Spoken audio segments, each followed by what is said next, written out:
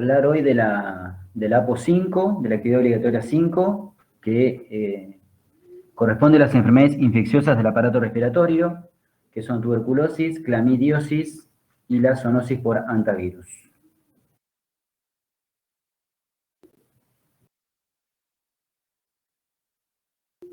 Vamos a empezar con tuberculosis.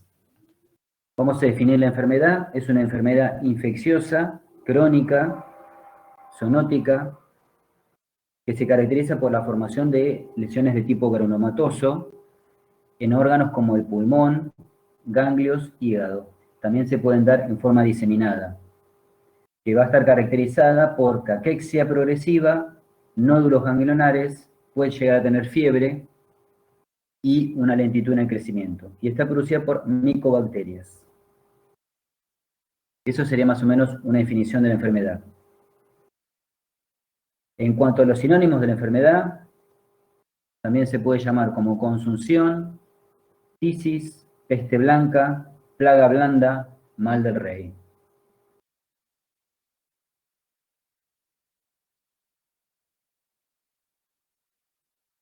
En cuanto a la distribución geográfica, hay que tener en cuenta que está presente en todo el mundo, pero en algunos países nunca se ha detectado, ¿eh? Y en numerosos países desarrollados la han reducido o han eliminado, a nivel, digamos, a nivel bovino.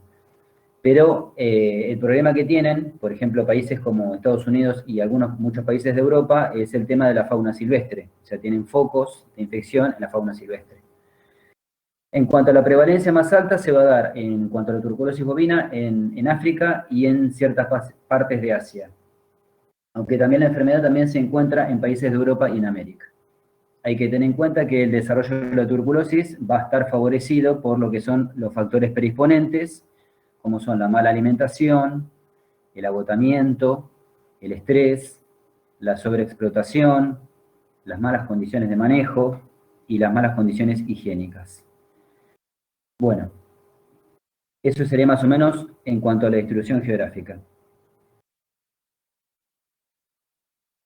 Fíjense que ahí tienen el mapa, digamos, del mundo en cuanto a lo que sería la presentación de los animales domésticos, también como en animales silvestres.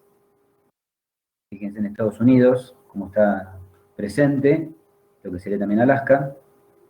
Después los animales, digamos, en animales domésticos, fíjense que sería lo que sería, por ejemplo, presente en América del Sur, y también en México.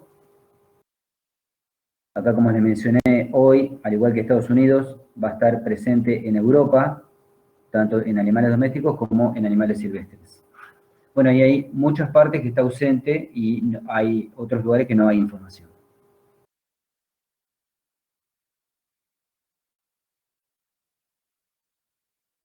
Vamos a hablar un poquito del microorganismo.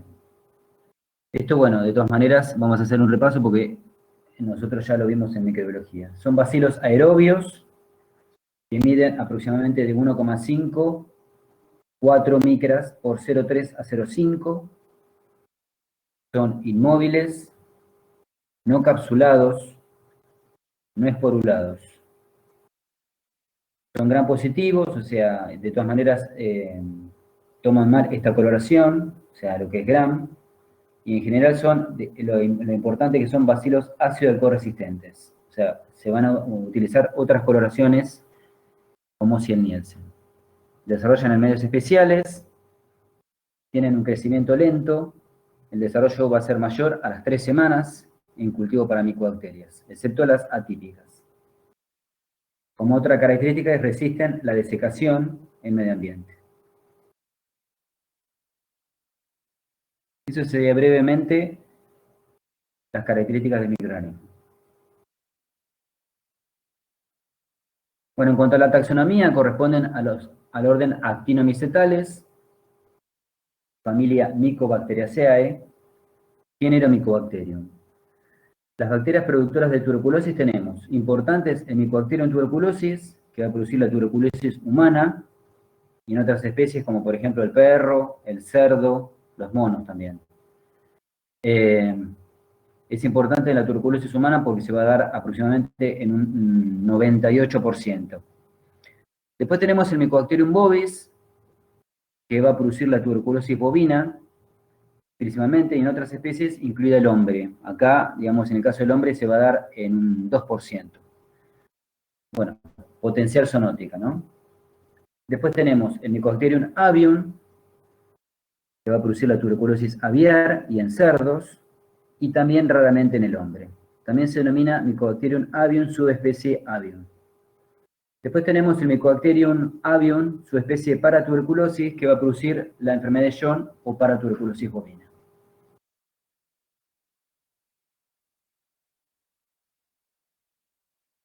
Bueno, hay una clasificación, según Ranjon, de 1950, donde vamos a tener lo que serían, en cuanto a las micobacterias típicas, como es el Mycobacterium tuberculosis y el Mycobacterium bovis, y las atípicas. Dentro de las atípicas tenemos el grupo 1, que son las fotocromógenas, que sus colonias pigmentan con luz y va a dar un color amarillo. Las escotocromógenas, que es el grupo 2, que las colonias van a pigmentar con luz o sin luz y van a dar un color amarillo o anaranjado. El grupo 3, que son las no cromógenas, donde sus colonias no pigmentan. Y después la del grupo 4, que son las de crecimiento rápido, que van a desarrollar en 48 a 5 días. 48 horas a 5 días. También tenemos que mencionar el leprae, que va a producir la lepra humana, que es Mycobacterium avium subespecie leprae. En el caso, digamos, Mycobacterium leprae y Mycobacterium avium subespecie paratuberculosis no están en esta clasificación porque no se lograba su cultivo con cultivos típicos para micobacterias.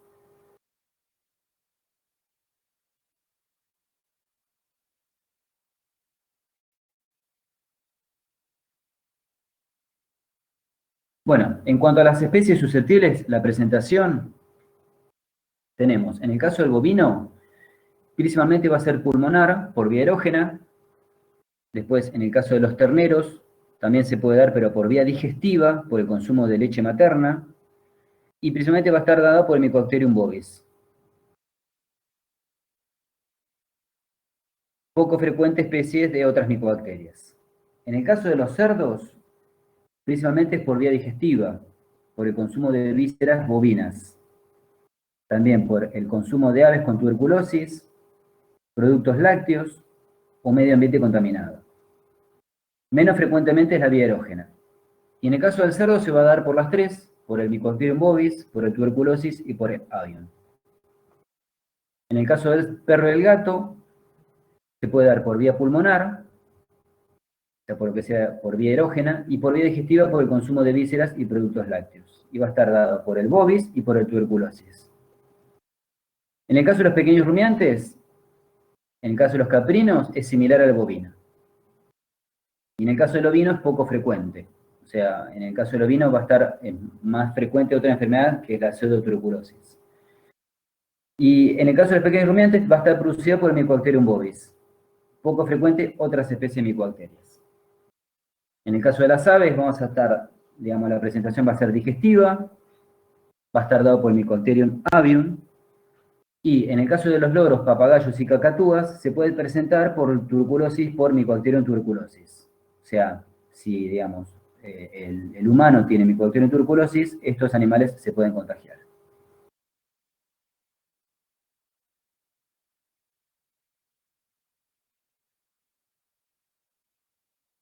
En cuanto a la cadena epidemiológica, tenemos la fuente de infección, es el animal infectado, clínicamente enfermo o asintomático, que aún no manifestó los signos. Eso sería la fuente de infección.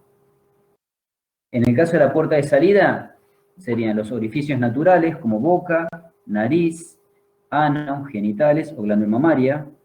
También se puede dar por orificios que llaman artificiales, como las fístulas de ganglios o glándula mamaria. En el caso de la vía de eliminación, serían las secreciones, como leche, semen, saliva, o anormales como el moco contenido de fístulas. También se puede dar por excreciones como materia fecal o orina. En el caso de la vía de transmisión puede ser directa mediata, como son las microgotas en vía erógena, o indirecta por el consumo de leche o vísceras o vehículos inanimados como en el agua o el polvo. Y la puerta de entrada puede ser vía erógena y digestiva. La vía cutánea por lesiones es poco frecuente. Eso sería más o menos la cadena epidemiológica.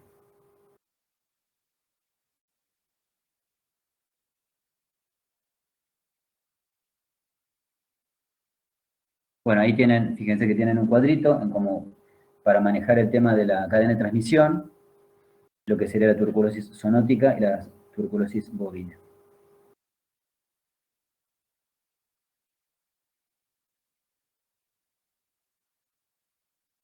Bueno, ¿qué es este cuadro chino? En cuanto a la epidemiología, lo que serían las vías de transmisión, nosotros tenemos, en el caso del bovino tuberculoso, por vía digestiva o vía erógena va a infectar al hombre. También lo puede hacer por vía aerógena o vía digestiva, en el caso de los terneros al bovino sano, por vía digestiva al cerdo y por vía digestiva al perro y al gato. En el caso del hombre puede, digamos, transmitir la enfermedad por vía erógena al bovino sano, por vía erógena al perro y al gato, y en el caso de las aves es por vía erógena de los dos lados, o sea, tanto las aves al hombre como el hombre a las aves. Y en el caso del cerdo, por vía digestiva puede transmitirlo al perro y al gato, y puede hacerlo también al hombre.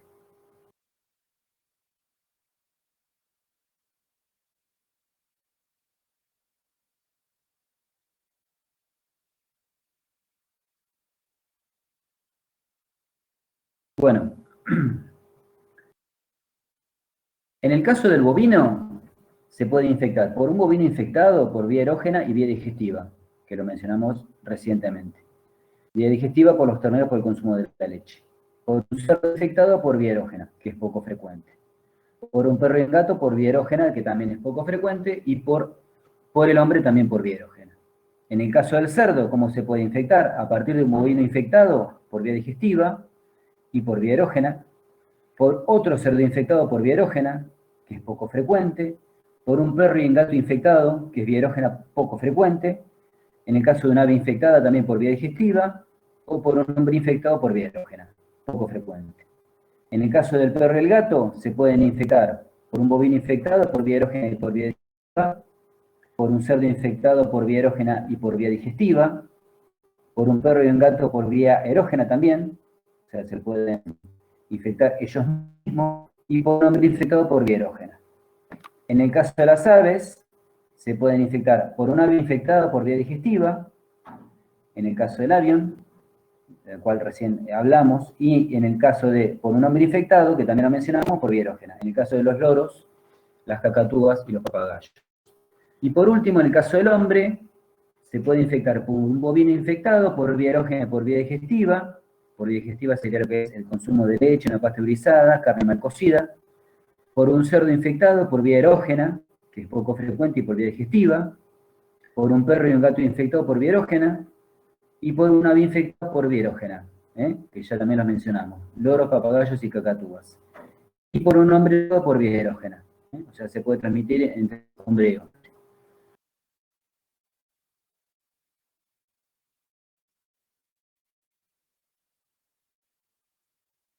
Bueno, vamos a hablar de la patogenia. En el caso de la patogenia, ingresa el microorganismo al animal o al hombre y se va a producir la multiplicación en el lugar inicial, que va a producir lo que sería lo que llama el chancro de inoculación. Entonces se va a producir una inflamación exudativa con proliferación celular, como son los linfocitos, los macrófagos, las células gigantes, las células epiteloides. Y eso va a producir, digamos, lo que se llama, o sea, va a producir una reacción orgánica y va a producir lo que es el granuloma característico. A partir del cual nosotros vamos a tener un folículo primario, que si está acompañado con una reacción ganglionar, se llama complejo primario de arranque. En el caso de que tengamos una lesión primaria inicial solamente en ganglio, vamos a tener lo que se llama complejo primario incompleto. No sé si quieren que les vuelva a repetir esta parte o me entendieron.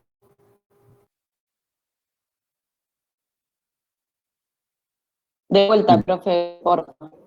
¿De vuelta? Bueno. Entonces, ingresa el microorganismo, va a producir una multiplicación en el lugar inicial, donde va a producir lo que es el chancro de inoculación. Se va a producir una inflamación exudativa con presencia de células como monocitos, macrófagos, células gigantes, células epiteloides. Y eso, o sea, esa reacción orgánica es lo que va a producir el granuloma característico. ¿Bien? A partir de ahí podemos tener dos cosas. Una, que sería lo que es el folículo primario, está acompañado de una reacción ganglionar, se llama complejo primario de arranque.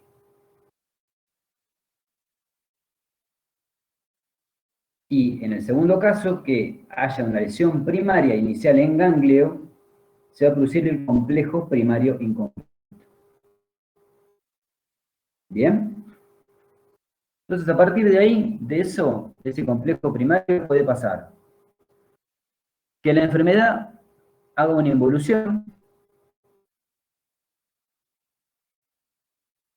que se detenga la evolución o que haya una cura definitiva.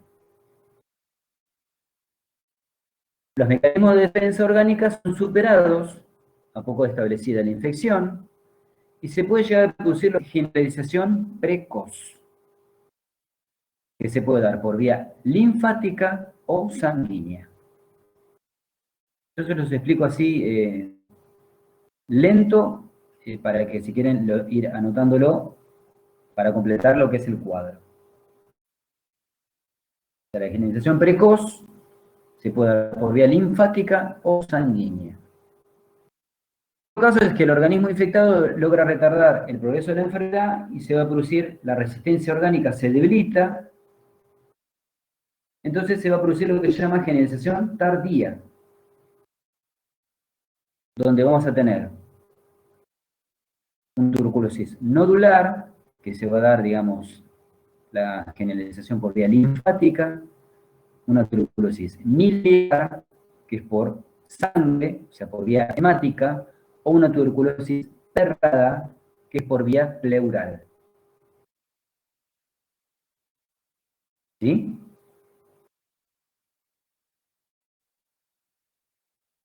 Eso sería lo que es brevemente la patogenia. Y después al final me pregunto.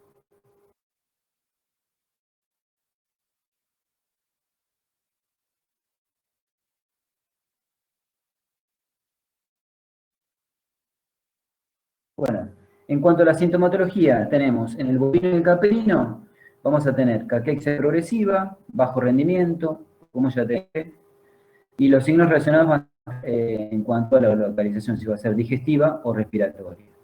En los adultos vamos a tener, como es respiratoria, una tos ronca, mugidos roncos, ataques respiratorios, resistencia al ejercicio, agitación, de los ganglios. En el caso de los cerdos, vamos a tener la pasada, no es característica la caída del índice productivo, como se da en el bovino, y son lesiones nocivas no se generalizan. En el caso del perro y el gato, va a haber una caquexia progresiva, intolerancia al ejercicio, decaimiento, y en el caso de la sinología va a ser respiratoria para el tuberculosis y digestiva para el bovis. Y en el caso de las aves, va a haber una depresión, pérdida de peso, atrofia muscular, plumas erizadas y barbillones pálidos. Y hay que tener en cuenta que, bueno, el periodo de incubación es largo, de meses a años, por eso es crónica, y desde aproximadamente 20 días posteriores a la organización del folículo primario, el animal es hipersensible a los antígenos propios micoactivos, condición que se utiliza para el diagnóstico de las pruebas alérgicas, lo que sería la prueba de turculina.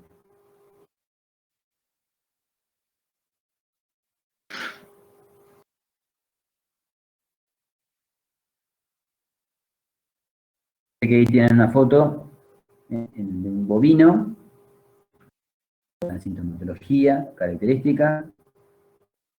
Tenemos una cabra, también.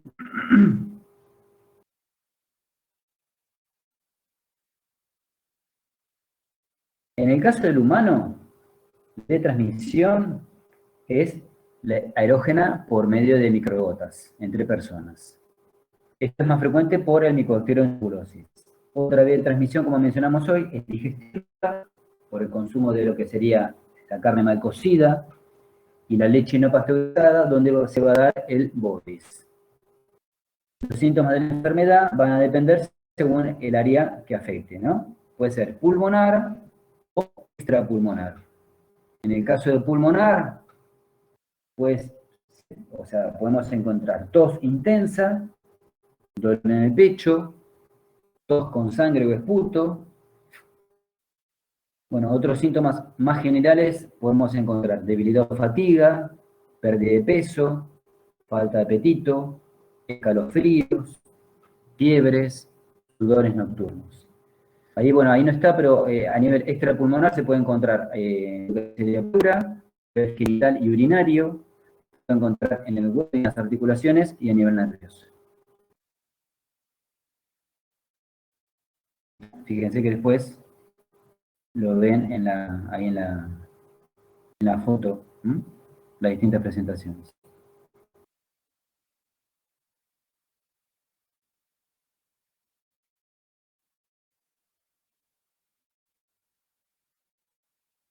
Bueno, ahí, acá está, como recién les mencionaba, el tema de la pleura, lo que sería geniturinario, huesos, canónicos, meninges, articulaciones también.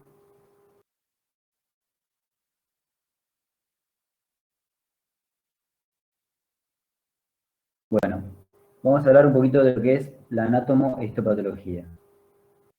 La lesión, lo que vamos a encontrar son nódulos que pueden ser del tamaño de, digamos, pocos milímetros, hasta varios centímetros, como medio un puño. Son de forma redondeada, son nódulos de color amarillo. El corte vamos a tener zonas de calcificación, pues están presentes en varios órganos, como mencionamos hoy, vamos a encontrar en pulmón, en hígado, en ganglio linfático. En el caso de la tuberculosis perlada, los nódulos amarillentos de superficie lisa. Y hay que considerar que es importante que los agronomas no son patognomónicos de la enfermedad, o sea, nos va a orientar a la enfermedad, y que la determinación del agente causal solo puede hacerse mediante pruebas de laboratorio, y no en base a las características o tipo de lesiones. Nos puede guiar, ¿no?, al diagnóstico diferencial. La toma de muestras puede realizarse en necropsia o en inspección en frigorífico, que hay un protocolo para realizar eso. Fíjense que acá tenemos lesión en pulmón, en los ganglios,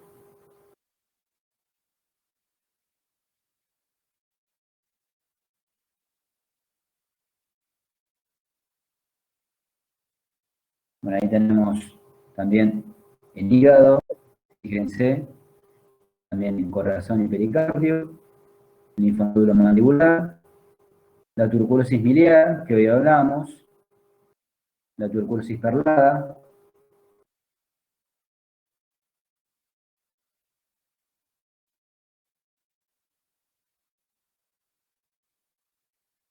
en el caso del diagnóstico, hay que tener en cuenta que vamos a tener un diagnóstico clínico, en caso de los pequeños animales, se puede agregar complementarios como lo que sería radiografía y ultrasonografía. Y en el caso de los animales, digamos, los grandes animales, hay que considerar que es una enfermedad crónica, que va a estar acompañada de cachexia y de disminución de los índices productivos, generalmente bovino. Y los signos clínicos van a depender según el lugar de la localización de la afección. Realmente lo que se va a confirmar es con pruebas tuberculínicas y con cultivos y también con otros métodos complementarios. En el caso del diagnóstico diferencial hay que tener en cuenta, principalmente con tuberculosis, acuérdense, con leucosis bovina y con pseudotuberculosis. Esas son las tres más importantes. También podemos encontrar parasitosis intestinales, axilosis, neumonías parasitarias, abscesos pulmonares y también en otros órganos. También vamos a encontrar equinococosis u hidatidosis, bueno, que ahí no está. Actinocosis, además de actinobacilosis. Pero precisamente, acuérdense, grábenselo en la cabeza, el que se va a dedicar, ¿no?, a grandes, a tuberculosis, es paratuberculosis bovina, que generalmente es una enfermedad, brevemente, las tres se las menciono, va a producir diarrea, se va a dar en animales adultos clínicamente, y el lugar, digamos, el órgano afectado va a ser intestino, yeyuno, ilion y válvula ileocecal. Va a estar la paratuberculosis. Está producida por el Mycobacterium paratuberculosis. En el caso de la leucosis, también brevemente, viral por retrovirus, y va a producir lesiones de tipo nodular. Puede ser también en lo que sería ganglio linfático, hígado, pulmón. Después, y la última pseudotuberculosis, que se va a dar más en ovino, acuérdense, en ovino la tuberculosis es rara, rara presentación, y la pseudotuberculosis que está producida por el Coinebacterium pseudotuberculosis, que va a producir lesiones de, digamos, en forma de abscesos en piel y en órganos. En piel, generalmente va a producir en el sistema subcutáneo, y en los órganos se puede llegar a dar en vaso, en ganglio, en pulmón. Bueno, me fui de tema.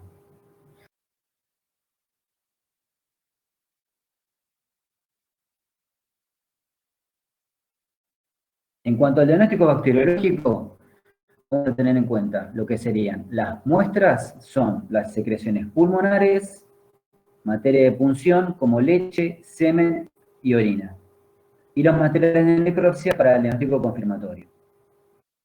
En cuanto a lo que sería la baciloscopía, la técnica de coloración es Cien-Nielsen.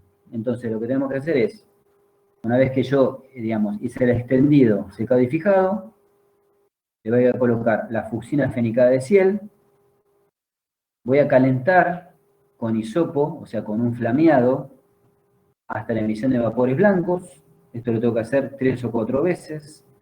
Dejo enfriar, lavo con agua, después hago una decoloración con alcohol clorhídrico o alcohol nítrico, lavar con agua, después coloco azul de metileno, y a partir de ahí lo que voy a hacer es hago la observación. Si las micobacterias se observan al microscopio de color rojo brillante sobre fondo azul, así se tienen que observar. Fíjense que ahí tienen, a la derecha, cómo tendríamos que observarlas. Eso sería la coloración de Cien-Nielsen.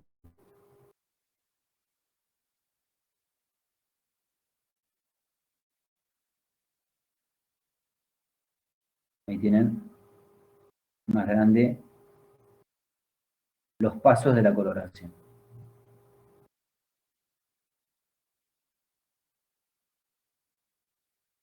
En el caso del cultivo, lo que nosotros tenemos que hacer es, las muestras se trituran y se suspenden en solución fisiológica estéril.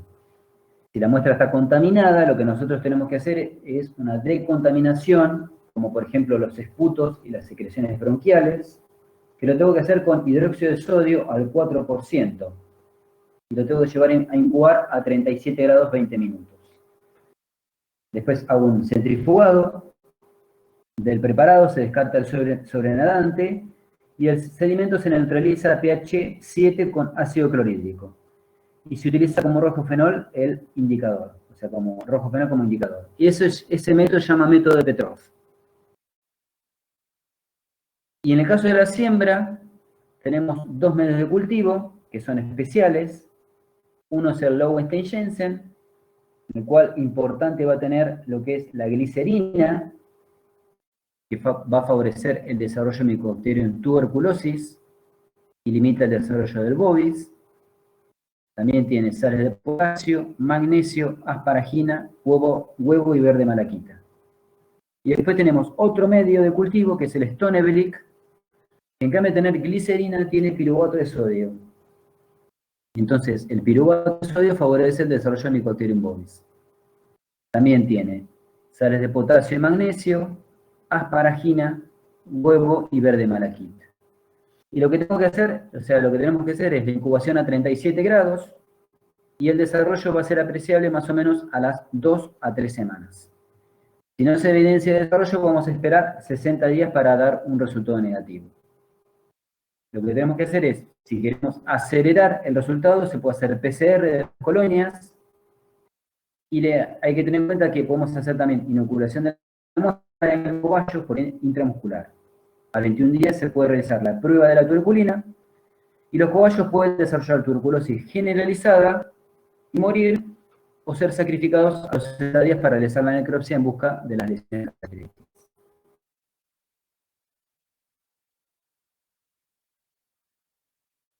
Fíjense que acá tenemos cómo sería el desarrollo de las colonias. Las colonias se van a ver de color crema, de aspecto rugoso. Y bueno, el color verde es por el verde de malaquita.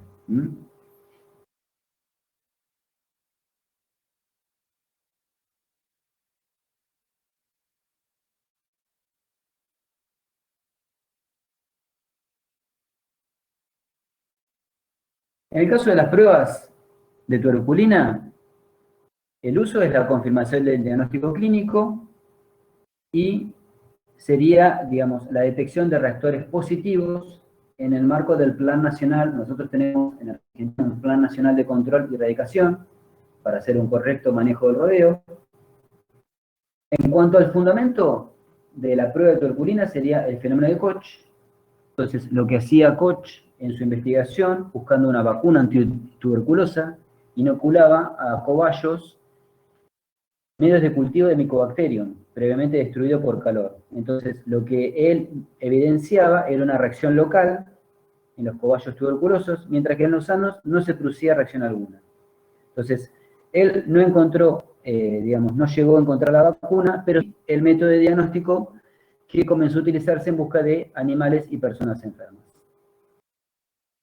Lo que hoy le mencionaba, desde aproximadamente 21 días posteriores a la organización del folículo primario, el animal o persona infectada es hipersensible a los antígenos Mycobacterium, inoculado en la prueba de tuberculina.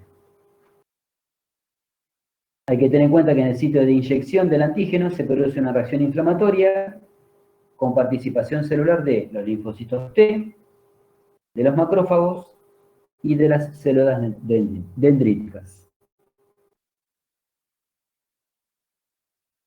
Hay que tener en cuenta que la reacción inflamatoria lleva a un aumento de la permeabilidad vascular. El depósito extravascular de fibrina, que se produce a partir del fibrinógeno extravasado, es la base de la induración característica de las lesiones cutáneas, de la hipersensibilidad, porque vamos a tener acá una hipersensibilidad retardada, tipo 4. La induración máxima, o sea, la dureza que se produce, es a las 72 horas, siendo este retraso en la aparición de la induración la razón por la cual esta respuesta se denomina retardada. La reacción se estabiliza y luego decrece.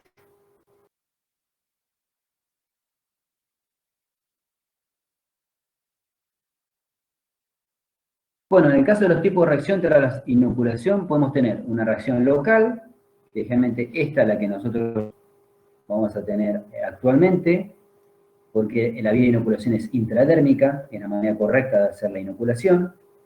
Vamos a tener una reacción local. También tenemos que recordar que podemos llegar a tener una reacción generalizada, que vamos a tener fiebre, inapetencia, escalofrío, taquicardia, taquipnea, disminución de secreción láctea y diarrea. Eso se va a producir si nosotros hacemos la inoculación por vía subcutánea. Y también tenemos que mencionar que podemos llegar a tener una reacción focal, se llama, con activación de los nódulos tuberculosos latentes. Esto es, genera dolor y tumefacción de los linfonódulos regionales y puede provocar la generalización con aparición de signos característicos. Esto también se va a dar cuando nosotros hagamos la inoculación por vía subcutánea. Pero recuerden que generalmente lo importante es que nosotros vamos a tener una reacción, digamos, local por la inoculación intradérmica.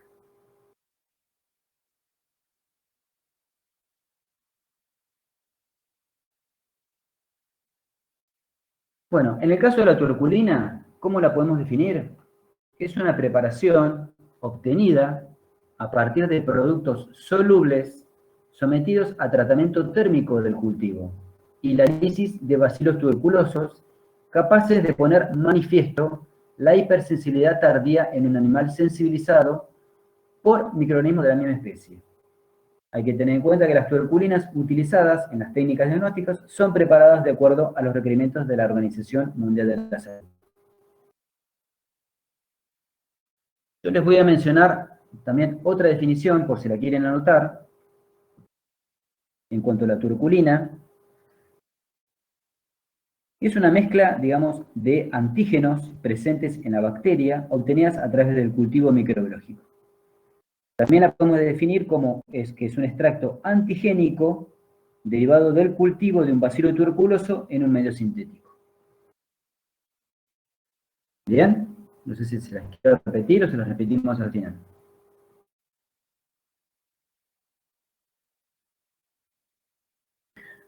Bueno, seguimos.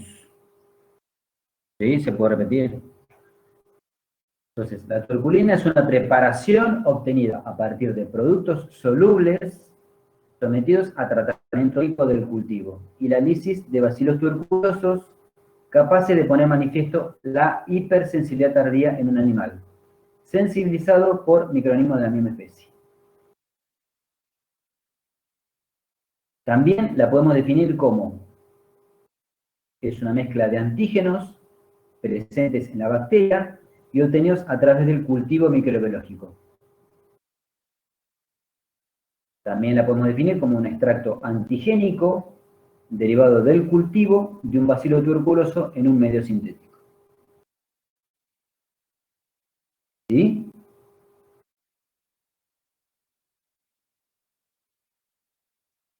De nada. Bueno, seguimos. Tipo de tuberculina tenemos tuberculina bruta vieja de Koch, en desuso, sintética o de medio sintético, en desuso, y la actual, la que se usa actualmente es la PPD o proteína pura derivada.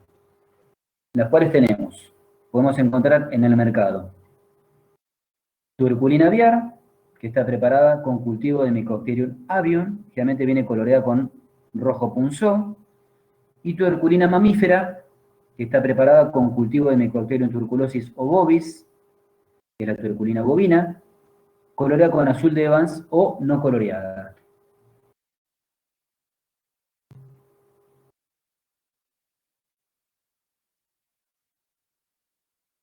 Bueno, ahí tienen la preparación y conservación de la tuberculina. Esto, léanlo, es muy técnico.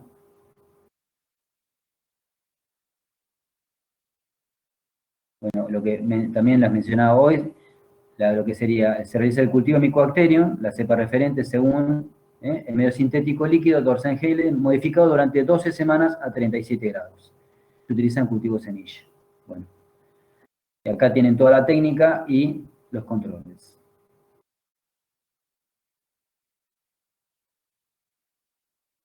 Bueno, también, ahí también les menciona la tuberculina mamífera, también muy técnico es esto, Mycobacterium tuberculosis, las cepas, la cantidad,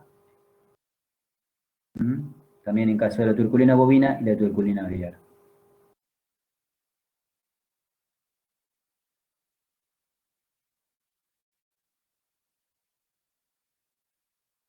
Bueno, vamos a hablar de las pruebas intradérmicas. Hay que tener en cuenta que requiere de una infección tuberculosa activa para dar reacción positiva. Tenemos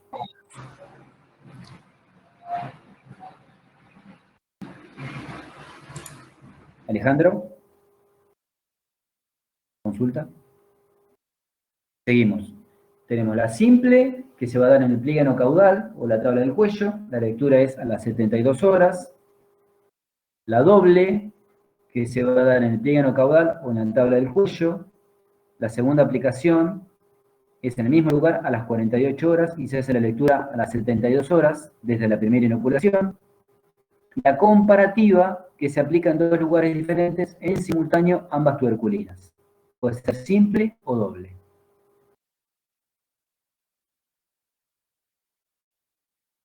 En caso de la prueba intradérmica en pliegue anocaudal interno, simple, que es la prueba básica operativa, esta prueba se utiliza como tamiz, para, digamos, hacer el estado sanitario, donde nosotros tenemos el estado sanitario que es desconocido. Nosotros lo que tenemos que hacer es identificar los animales, los datos los vamos a volcar en una planilla de tuberculinización, y es conveniente hacer el inóculo en el pliegue anocaudal del mismo lado para todos los animales. Entonces, los pasos van a ser, lo que tenemos que hacer es levantar la cola, obviamente nosotros tenemos que tener un ayudante, un colaborador, higienizar la zona donde vamos a inocular, vamos a medir con un calibre tipo vernier el grosor del pliegue, que va de la base de la cola al ano, previa inoculación, se va a anotar en la planilla, junto con la identificación del animal. Después vamos a hacer la inoculación intradérmica de la tuberculina 0,1 con aguja hipodérmica en el pliegue anocaudal interno. Y lo que nosotros tenemos que ver es que se va a formar una ampolla. Se va a controlar a las 72 horas la medición del grosor en lugar de la inoculación. Y se va a anotar también en la planilla, junto con la identificación del animal y el valor anterior. Entonces, para evaluar si hay o no reacción, se debe restar al valor obtenido post-reacción obtenido de la preinoculación. Y a partir de ahí, ese valor indica aumento de espesor o no. Entonces, la interpretación sería, si vamos a tener un valor menor de 3 milímetros, es negativo. Esto es importante, chicos, Si vamos a tener un valor de 3 hasta casi 5, no 5, hasta casi 5, se los repito, porque tienen los reclamos. Y después, si es un valor de 5 o más, es positivo. Repito, menor de 3, negativo, de 3 hasta casi 5, sospechoso, y de 5 más, positivo. Las ventajas de esta prueba es que no requieren cepar los animales ni depilar la zona. Se trata de una limpieza, ya estaría. Entonces, los que explicábamos recién, hacemos la limpieza, el animal no está encepado, digamos, metemos en la manga 4, 5, 6 animales, hacemos la limpieza, medimos con el calibre, el grosor del pliegue, hacemos la inoculación y volvemos a medir a las 72 horas. Y a partir de la lectura y la interpretación.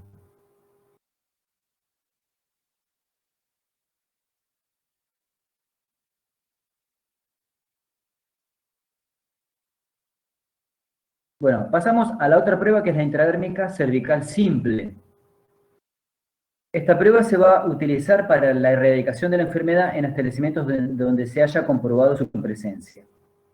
También hay que tener en cuenta que los animales tienen que estar identificados, los datos también se van a buscar una planilla, y lo que vamos a hacer es inocular en la tabla del cuello del mismo lado para todos los animales. Entonces, ¿cómo sería la técnica? Vamos a cortar el pelo con tijera o a máquina, la región del tercio medio del cuello, se va a medir con un calibre, también tipo vernier, el grosor del pliegue, se anota en la planilla, junto con la identificación del animal, se va a inocular 0,1 de la tuberculina con aguja hipodérmica, previa limpieza con alcohol.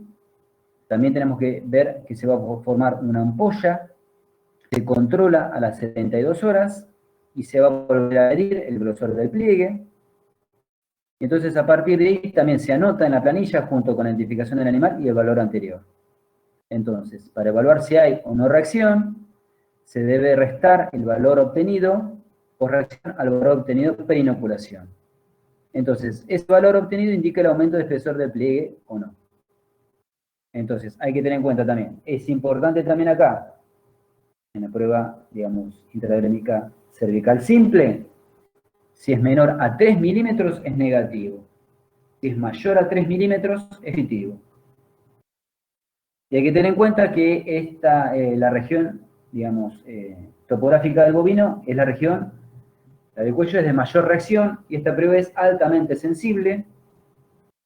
Y el tema de digamos, qué desventaja tiene es que insume más tiempo, porque nosotros tenemos que ensepar animal por animal, no así en la prueba anterior. Entonces, lo que tenemos que hacer es cortamos el pelo con tijera o con máquina, medimos el pliegue con el calibre de Vernier, inoculamos la tuberculina y volvemos a medir con el calibre. Y a partir de ahí hacemos la lectura e interpretación.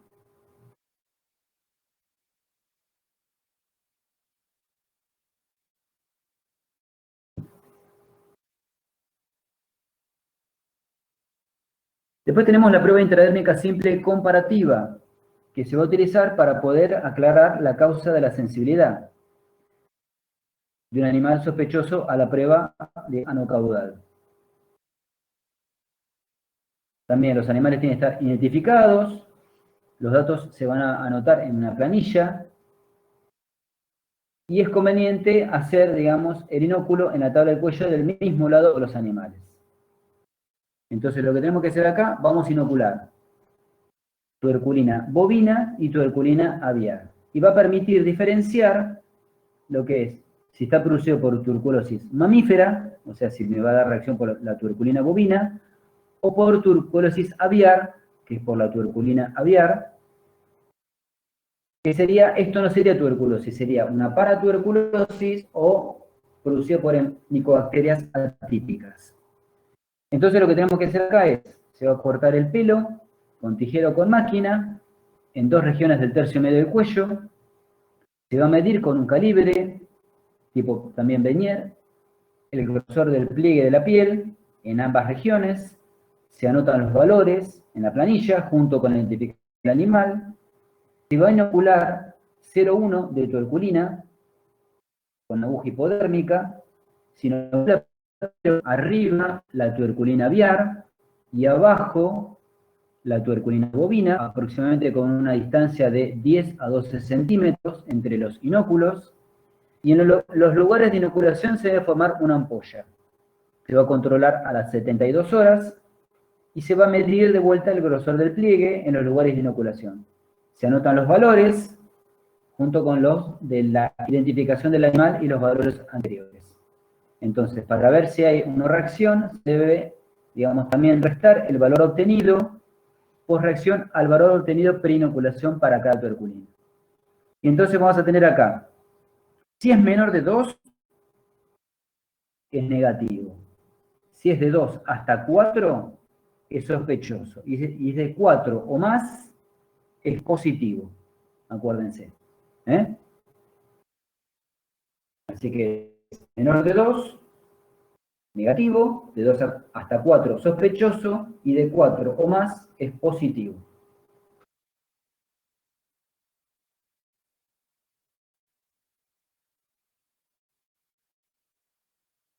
Bueno, tuberculina de otras especies. En el caso del porcino, podemos hacer una prueba intradérmica comparativa en la piel de la base de la oreja. Se inocula 0,1 de tuberculina bovina del lado derecho y 0,1 del aviar del lado izquierdo. La lectura se hace a las 48 horas, no hay medición con calibre. Entonces, cualquier reacción tisular es considerada positiva. En el caso de las aves, se va a hacer la prueba intradérmica simple en los barbillones, en la barbilla. Se inocula 0,05 de tuberculina aviar.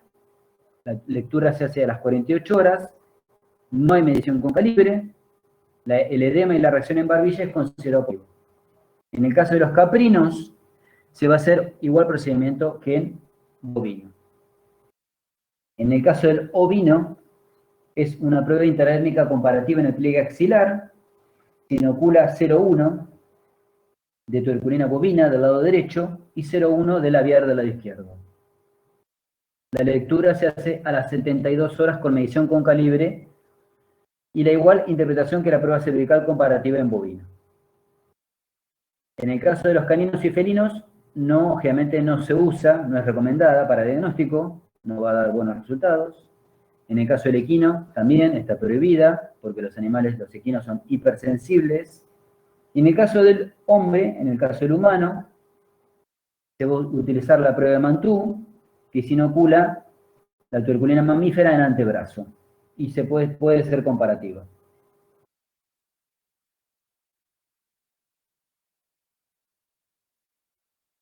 Otros métodos de diagnóstico pueden ser la detección de anticuerpos, que se usa poco en la práctica clínica, la prueba usada es la ELISA, la prueba del gamma interferón, en el cual se combina sangre con anticoagulante de animales sensibilizados con tuberculina, y se va a detectar con el método de ELISA. Hay que tener en cuenta que para utilizar este método, los animales no deben estar tuberculinizados previamente. También podemos usar como técnica molecular el PCR. En el caso del tratamiento, lo que sería caninos y felinos, podemos utilizar antibióticos como rifampicina, también podemos usar isoniazida, piracinamida. Bueno, y es un tratamiento largo y costoso, y hay que tener en cuenta los cuidados y sostén del paciente. En los animales de producción se hace el descarte, o sea, no se hace tratamiento, el manejo del rodeo, y vamos a tener en cuenta lo que sería la resolución 128 del 2012, que sería el Plan Nacional de Control y Erradicación de la Tuberculosis Bovina.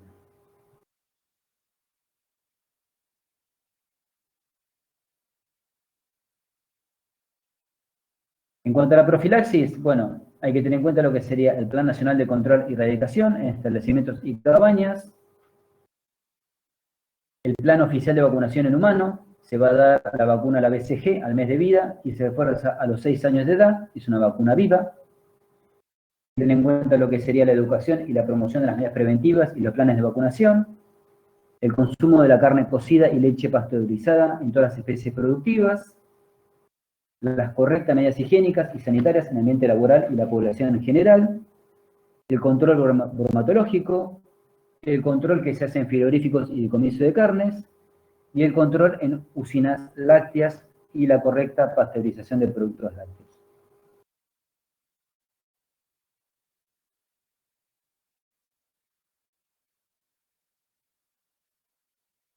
En cuanto a lo que sería, para ir terminando, el Plan Nacional de Control y Erradicación de Tuberculosis Bovina, la resolución es la 128/2012, hay que tener en cuenta que hay que realizar lo que sería la inscripción del establecimiento de las cabañas. El ingreso al plan es obligatorio para lo que serían todos los establecimientos lecheros bovinos, caprinos y cabañas de bovinos y caprinos, carne y leche, y los establecimientos y cabañas de ovinos de leche. Deben inscribirse en la oficina local, o sea, de cada jurisdicción.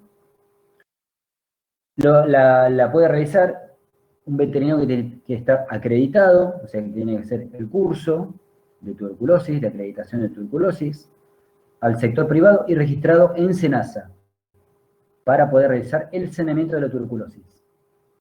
Es quien él debe identificar a los animales y realizar el control de existencia de rodeo para determinar qué animales se someterán a la prueba de tuberculina. Y hay que tener en cuenta que en los bovinos de leche se puede ya hacer a partir de los 3 meses, mayores de 3 meses, los bovinos de carne mayores de 8 meses, los ovinos de leche mayores de 6 meses y los caprinos mayores de 3 meses. Bueno, acá tienen un cuadrito brevemente, porque esto en realidad es, digamos, es para una clase aparte, lo que sería el saneamiento, el plan de control y erradicación de tuberculosis.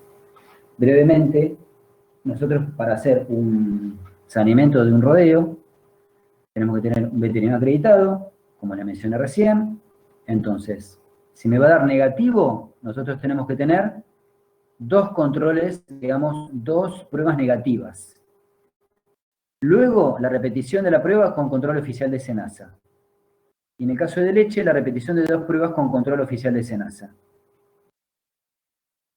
En el caso de si el animal me va a dar sospechoso, se va a repetir la prueba a los 60 a 90 días. O sea, mínimo 60 días.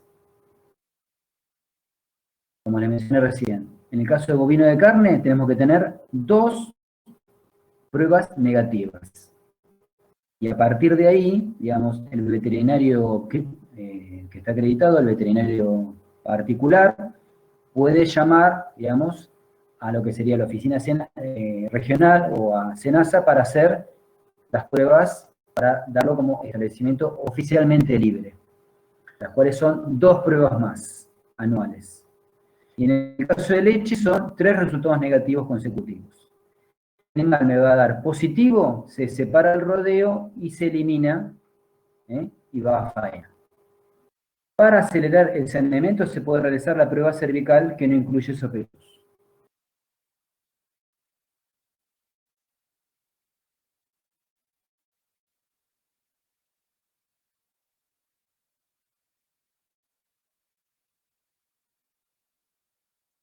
Entonces, no sé si me entendieron. Les repito para que les quede claro.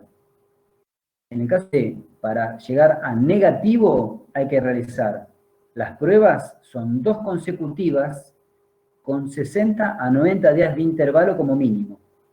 Y ahí yo tengo el rodeo libre de tuberculosis. Eso lo tiene que hacer el veterinario particular, acreditado. ¿Bien? 2 pruebas consecutivas negativas. A partir de ahí, se hacen las pruebas bajo supervisión oficial y son 2 pruebas consecutivas negativas, supervisadas por SENASA. Y a partir de ahí ya el establecimiento está oficialmente libre de tuberculosis bovina. Y la renovación es anual.